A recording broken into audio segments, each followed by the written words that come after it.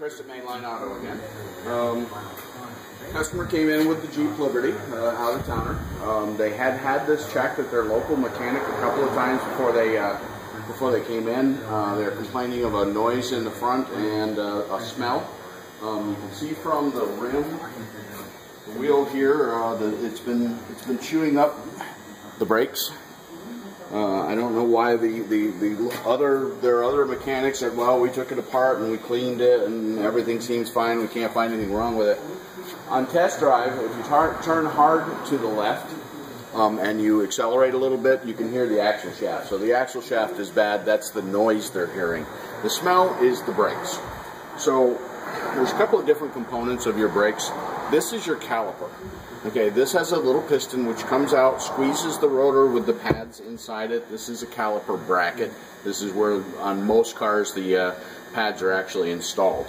So what they did was they made sure these slides were free here. Because these allow the bracket, the caliper, to move within the piston.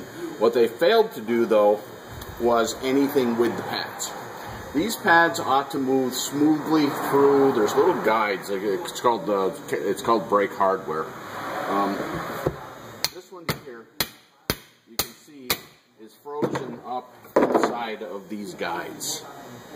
So this the inboard pad, which is the one on the inside of the car facing from the motor side out, is obviously significantly thinner.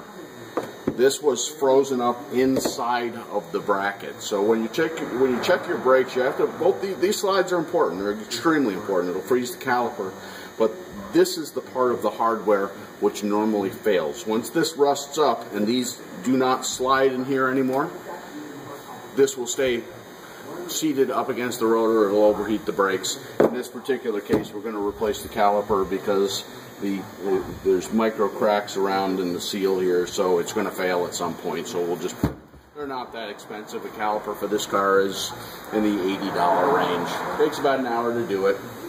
Chris from Mainline Auto, thank you.